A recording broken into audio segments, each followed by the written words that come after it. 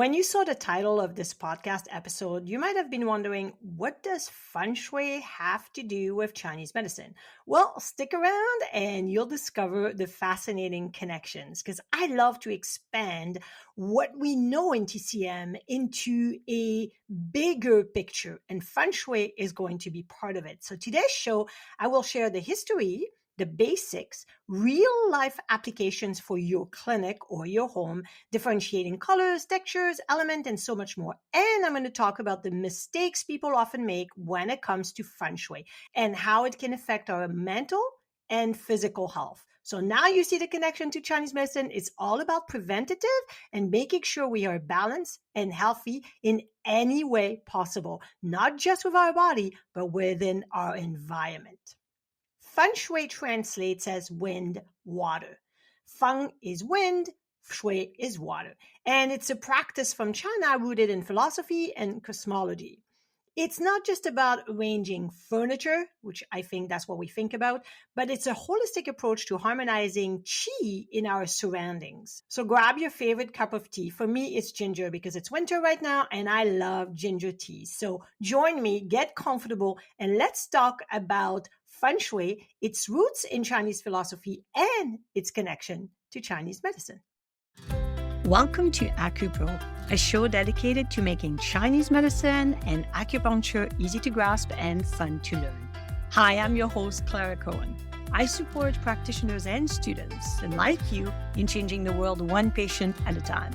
My goal is to share my passion for TCM and empower you to achieve superior patient care. I love to showcase the amazing benefits of acupuncture because, after all, acupuncture rocks. I'm so glad you're here.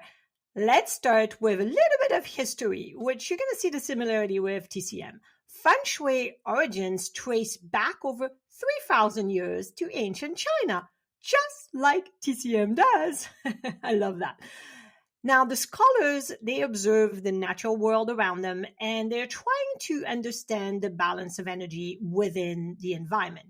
The practice was definitely deeply connected to Taoism, and the concept of living in harmony with the environment stems from Taoism, which resonates so much with me because this is how TCM came about as well, right? It is all about trial and error and looking at our environment and how we function within it. The 5 element is a big example of that, right? That makes sense? So one of the classic texts in Feng Shui is the I Ching, or often translated as the Book of Changes, which serves as a guide to understanding the dynamic interplay of yin and yang. That's the basic of everything. So as the century unfolded, Feng Shui evolved as well, integrating various schools of thought and regional adaptations. It became a practical and spiritual guide for creating environments that support well-being and balance. Aren't we literally looking for that constantly, to readjust everything around us, within us, everywhere in order to achieve balance? In the context of acupuncture, understanding these historical roots provides a profound perspective. Just as acupuncture seeks to balance the body and mind, Feng Shui aims to harmonize the energy in our living spaces.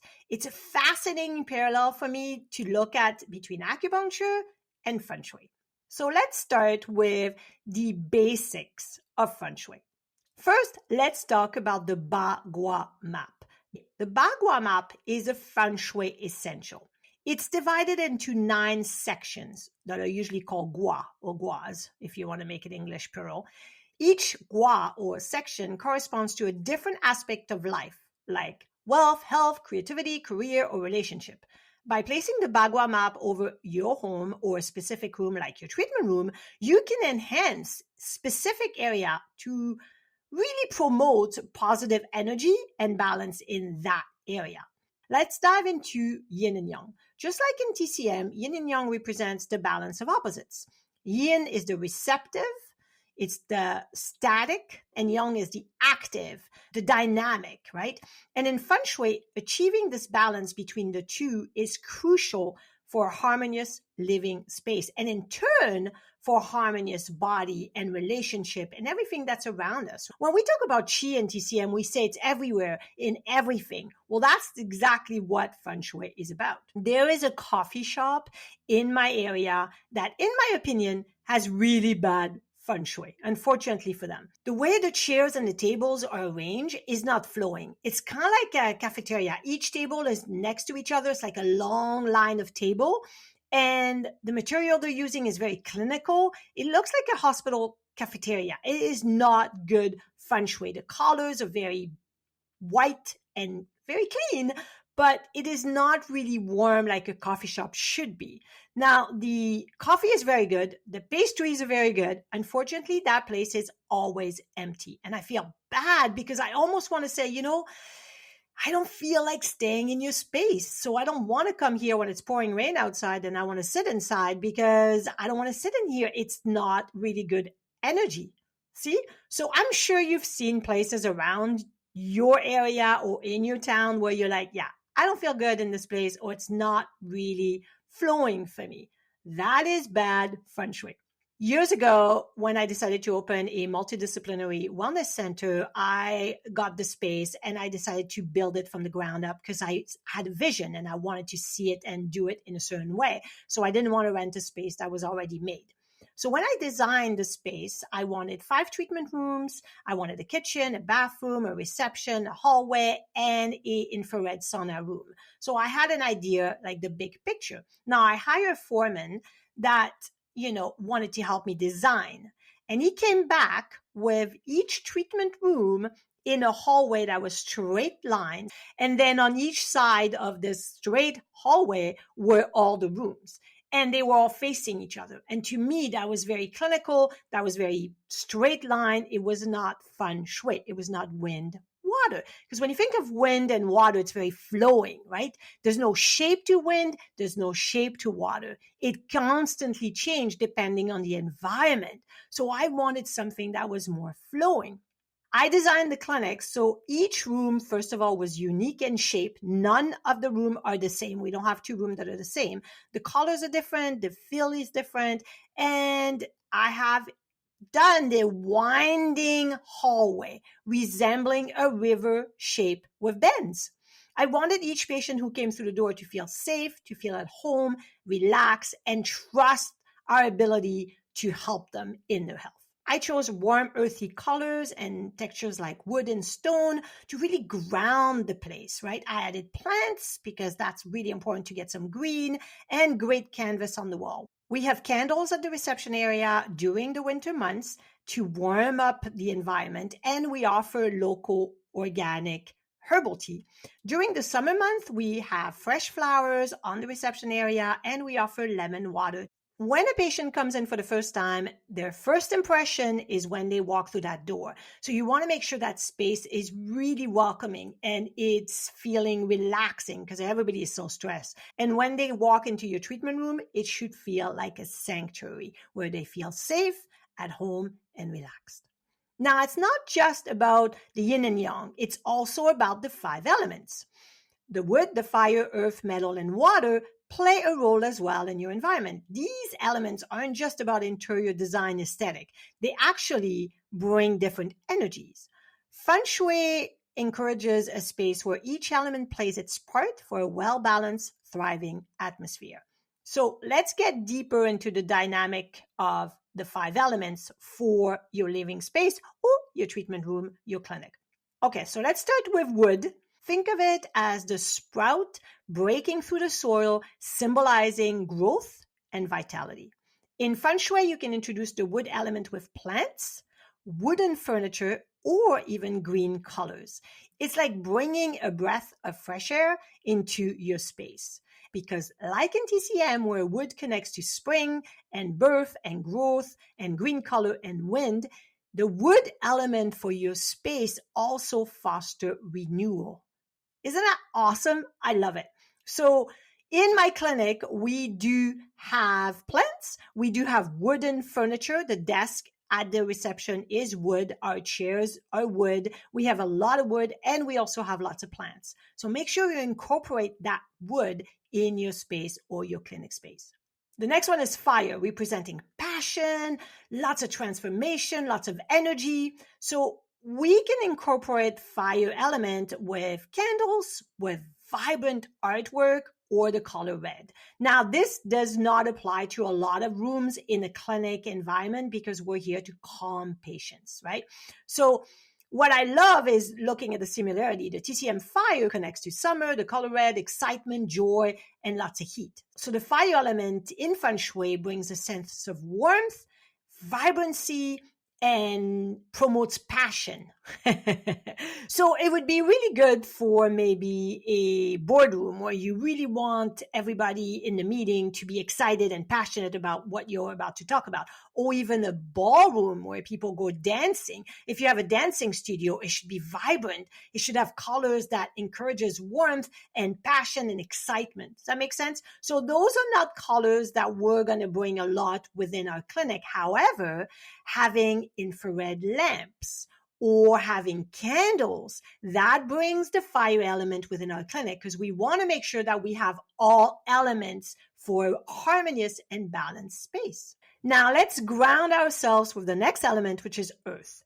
Earth is stability and it's nurturing, which makes total sense because in TCM, earth is nourishing, right? With food, the spleen and stomach is the digestive system, and it connects to the color yellow and orange and dampness. You can introduce the earth element with earthy tones, earthy ceramics, or square shapes. The earth element provides a sense of grounding, promoting balance, and support in your environment. So it's really cool if you have plants to have them in ceramics, for example. Having earthy tones. Our clinic is very earthy tones. That's what I was looking for. Colors that are going to make you calm, right? It's not a vibrant red when you walk in. It's very calming, very earthy tones. Does that make sense? The next one is the metal, which symbolizes precision, clarity, and efficiency. Picture metal accents with white color or metallic decor. Just as in TCM, metal connects to the white color, right? The fall season and dryness. So this is more dry. Remember how I said the coffee shop is kind of clinical? So you still want to instill some metal in your clinic, even though it's a clinical kind of white, clean element. But that's the point, because when we have clean white sheets in our table, we show that our space is clean, and that is a safe environment for needle, right? Patients want a clean space. So we want to incorporate that. The metal element sharpens and clarifies the energy in our space, promoting focus and order. So it's really important to not have clutter all over your treatment room because it does not instill trust in your patients. So let's finish with the last one, which is water. The element of flow, right? I talked about Feng Shui being wind, water, and water is the element of flow. It's the element of tranquility. So we want to introduce water with very pale blue colors, like pastel blue, or flowing shapes. Mirrors can help as well. Like in TCM, where water connects to winter, self-reflection, see, mirrors, and cold, the water element in Feng Shui is promoting smooth, harmonious flow of energy in your surrounding, promoting a sense of calm. And that's why I wanted flow in my hallway, in my clinic. Does that make sense? You can have little fountains or water fountains that are made of stones in your clinic space, or you can have some small mirrors that are not facing the treatment table. We'll look at it later, but that are on the side. And you want to really put a bit of a blue accent wall or blue colors that are going to foster that calm energy. Now let's look at application of Feng Shui, and then I'll share real action tips you can start implementing right away in your clinic. Let's dive into the furniture placement. Just as acupuncture targets specific point in the body, the placement of furniture influences the energy or the chi flow in our living or working space. For example, with the Ba Gua Map, placing the bed in the relationship corner, which is southwest of the room, boosts your relationship in that area. Aha! So if there is a relationship issue or marital issue, according to Feng Shui, placing the bed in the southwest area of your bedroom will actually foster a better relationship. Love that. Knowing your direction is very important. Now, we cannot forget of the importance of decluttering. In Feng Shui, clutter blocks the flow of qi. Imagine cluttering as qi stagnation. Clear out the excess and create a space for the qi to circulate freely. It's like you're using liver 3 for your space, right? Makes sense? A lot of clutter everywhere will not foster great creativity or even relationship or growth or productivity as well. So this is really important to make sure everything is flowing freely. When patients enter your clinic, they get their first impression. It's the same when you needle a patient for the first time. They may be a little bit anxious, right? So you want to ensure that they are calm, that they feel at ease, and you help them by explaining what you're going to do and taking your time and asking them to breathe. Well, it's the same with your clinic environment. Ensure your treatment room and clinic entrance are welcoming and clutter-free to instill trust. A well-designed entrance really sets the tone for the entire space. Diagnosis has to be the hardest part of Chinese medicine. We always say there is no wrong treatment in TCM, only the wrong diagnosis. This is why I created my second book, Chinese Medicine Made Easy, to make it easy to grasp using a lot of colorful visuals. I have included all Chinese medicine foundation, Yin Yang Theory, 5 elements, Zong Fu organ, all of it. All diagnosis, of course, including tongue and pulse, practice case studies to help you improve your skills, as well as give you access to my online fillable intake form to use with your own patients. You can download the digital version on any device, and it comes with many video links to complement it. Or if, like me, you like to read a real book, the hard copy ships all over the world.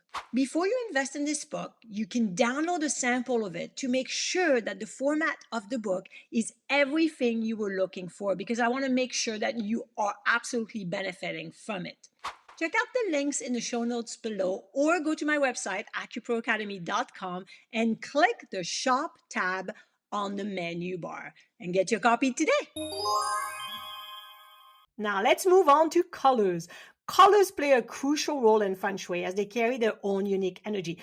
My favorite color is purple, right? It's a passionate color because I'm passionate about TCM. However, sometimes I just wear some gray because I need calm or creativity, and gray is more fostering creativity. So let's start with blue. Now, there's different shades of blue, right? We talked about pale blue or pastel colors are much more calm than bright blue. Blue usually embodies tranquility and peace, making it an excellent choice for bedroom or meditation space or treatment room, because blue creates a calming atmosphere, promoting relaxation. So your treatment room should have an accent wall of pale pastel blue. Does that make sense? And if not, bring in pastel blue blankets that you can use, or anything in your decor that brings some pastel blue. Let's look at green. Green obviously represents nature, the color of growth. So in your space, you want to add up some green. And again, we can do this through plants, but we can also put light green on the accent wall or some green canvas on the wall. Moving on to red. Now, like I said earlier, red is passion, high energy. You might not want to use this in your clinic, but in your space at home, maybe if you want to boost activity and stimulate conversation, red totally energizes and adds vibrancy to your space. So like I said, it would be great in a conference room where you have to have meetings that you want to be dynamic and passionate and energetic. Yellow is the color of sunshine. So yellow radiates warmth and positivity, like the sun, right? Incorporating yellow in spaces where you gather and socialize, like the kitchen, makes for an uplifting environment, fostering a sense of joy and a sense of community. Well, perfect for the kitchen. And when you think of yellow, it's the earth color, and that's spleen and stomach, and that is about nurturing and feeding people, right? So it fosters a sense of gathering, cooking together, eating together. For grounding effect, earthy tones like beige and brown are really the best. These colors provide stability, making them ideal for common areas like your reception area or your hallways, because we want to feel really grounded. White is the color of clarity and purity. It's perfect for creating a clean and fresh space. Use white in area that you want to enhance focus and simplicity, like your office space if you're going to work and focus, or like I said, white sheets on the table is the best to foster a clear, clean environment. So you can see how colors play a role, right? And you have your favorite colors. Colors make you feel a certain way. It doesn't matter if it's what you wear, what your space is, what you look at. This is really important to incorporate. Now let's talk about the four main symbols of Feng Shui. Number ones are mirrors. Mirrors are like energetic amplifiers, reflecting and expanding energy. So if you need that somewhere in your space, this is a perfect area to add a mirror, and it brings positivity. Second one is the lucky bamboo. I love bamboo. This plant in Feng Shui is believed to bring good fortune and positive energy. So it symbolizes resilience and flexibility, like the wood element, right, in TCM. So the bamboo channels good chi into your home. So it's really important to put bamboo plants in your clinic or in your house. I absolutely love bamboo. The third one is the mighty dragon. 2024 is the year of the dragon. Check out the AcuPro Show episode number 6, where Dr. Sonia Tan shared the year of the dragon prediction. This is a fantastic show, and if you haven't listened to it yet, the link will be in the show notes as well. Now, the dragon is the symbol of strength and protection in Feng Shui. So putting dragon imagery like artwork or sculpture can really bring your space with powerful energy. It's very strong. It's like having a guardian. It's like having security. A Feng Shui secure person watching over and safeguarding your home or your clinic space. Every culture has different symbol to preserve or guard or safeguard their environment. And so the dragon is the one in Feng Shui. The last symbol of Feng Shui that is very dominant is the phoenix. The phoenix is a symbol of rebirth and transformation. Adding a phoenix symbol in your home promotes growth within your living space. In many cultures, the phoenix is a powerful symbol. As you weave symbols and imagery in your living space, remember that Feng Shui is an art of intention. Whether it's the protective dragon, the phoenix, the mirror, the bamboo, each element contributes to the energetic story of your home. So choose your symbol wisely to bring your home into the space that reflects who you are. For me personally, dragons are too strong for me. It's too much of a high energy, and I have enough energy as it is. I need balance. So the bamboo is much more my jam. Now let's talk about the 7 common crystals used in Feng Shui. I love crystals. I have them all over my clinic space, all over my house. Each crystal carries unique properties, from promoting love to boosting creativity. There are many crystals, but I'm going to talk about the 7 common crystals in Feng Shui. First, the clear quartz. This crystal is known for its ability to amplify energy, kind of like mirrors, and promote clarity. Placing clear quartz in an area where you seek focus turns your space into a beacon of positive energy.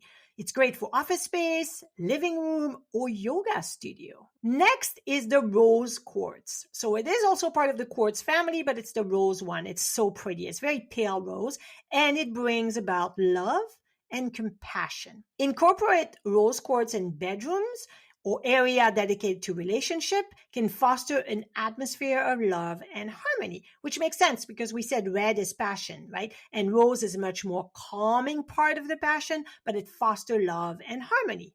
The next one is citrine. Citrine is a golden gem. It's kind of like amber. I love amber. It's very golden in nature. Amber or citrine can bring about prosperity and wealth and positive energy. If you want to bring more wealth, more positive energy, more prosperity into your clinic space because you're struggling to grow a successful practice, then make sure you enhance your clinic space with amber or citrine. My all-time favorite crystal is the purple amethyst. I love purple color. Like I said earlier, the amethyst just resonates with me. And it's very calming, and it is said to have spiritual properties. Amethyst promotes tranquility and enhance spiritual awareness. Don't we want that? I always want that. The purple amethyst is the yin tong of acupuncture points. Who doesn't love yin tong?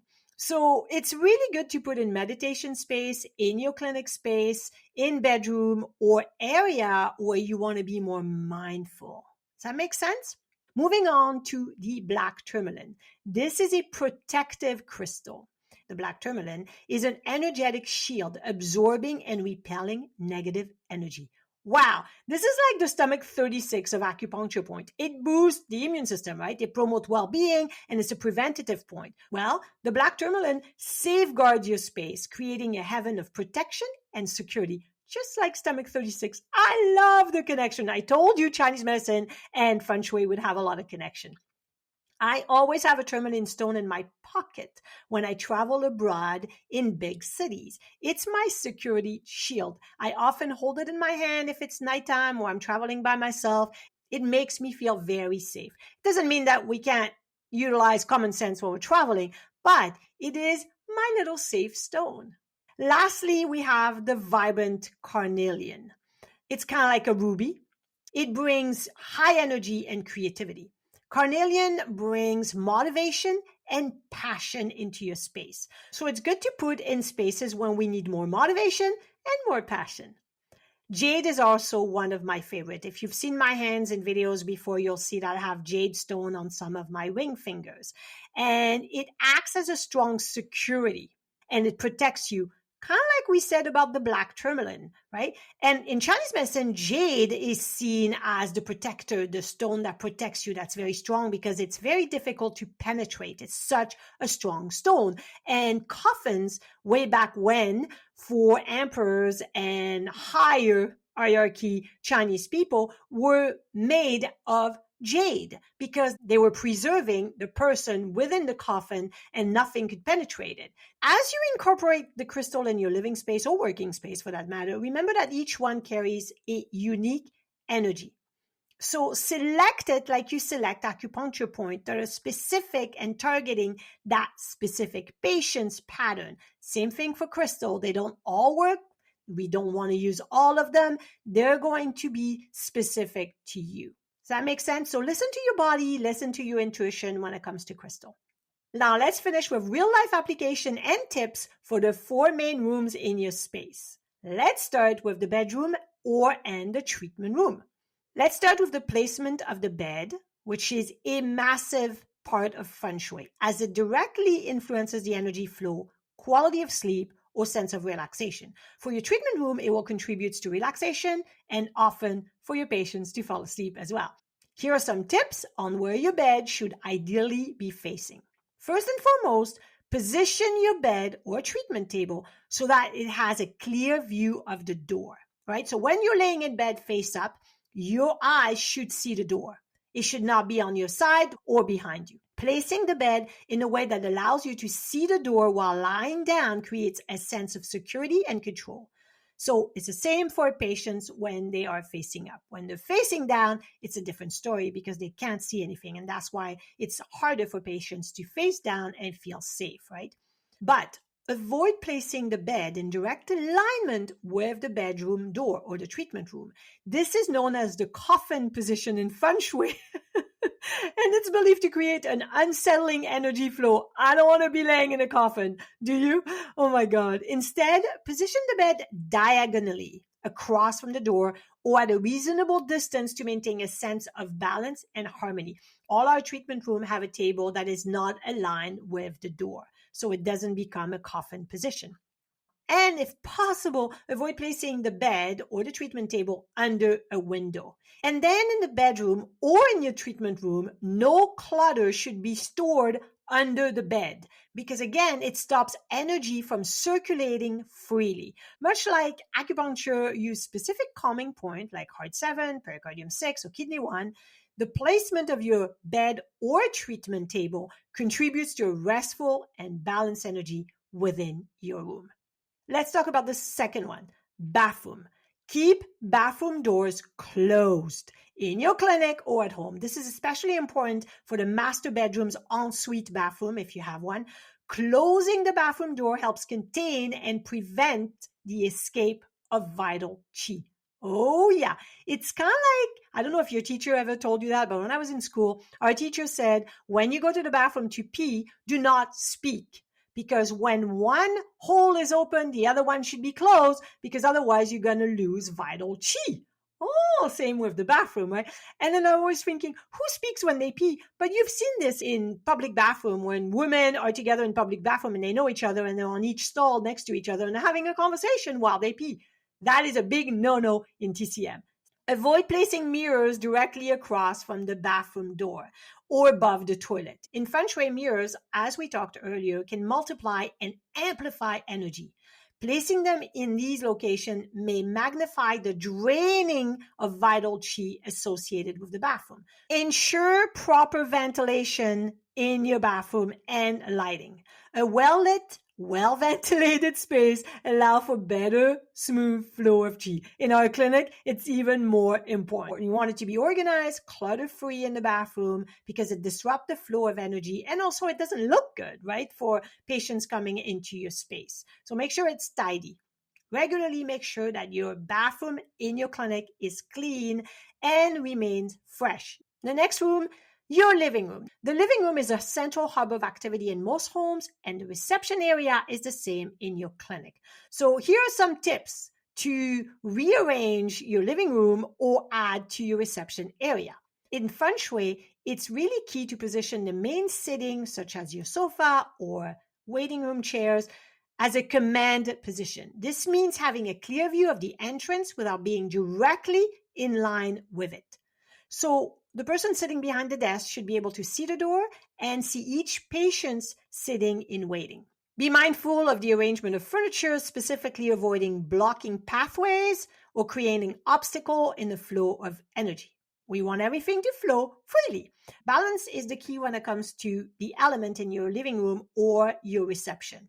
So it's great to have plants for wood, lamps for fire, ceramic for earth, metal with crystal, or water with flowing path without obstruction. Let's be mindful of the electronics. Unfortunately, in our reception area, we all have computers, and in living room, a lot of people will have obviously their laptop or their phone. It is part of our new way of living, but we have to be mindful of them. So because they emit strong energy, it is really important to ask patients, first of all, to put their phones away and turn them off. That is really key. Don't have yours in there either. Make sure it's turned off and it's not sitting on your desk. That really creates not a good energy flow. Lastly, bring nature indoors with plants, which makes sense, or natural materials. These bring the wood element symbolizing growth and vitality. Integrating nature into your living space fosters a sense of well-being and connection. Same goes for your treatment room. Remember that Feng Shui is an ancient art that is not just about arranging furniture or choosing colors. It's a dynamic practice that resonates with the essence of life, impacting wealth, relationship, health, creativity, and harmony. Thoughtful adjustments in your space can cultivate a home or a clinic that authentically support your well-being and the well-being of your patients, but it should also resonate with positive energy and who you are. It should represent you. Thank you so much for spending your time with me today. I truly hope you benefited from this episode, and I would love for you to share it with a friend that may benefit from it as well. Follow the show, leave a review, and if you want more, go to my website, acuproacademy.com. I have tons of resources there with treatment protocols, case studies, free courses, and so much more.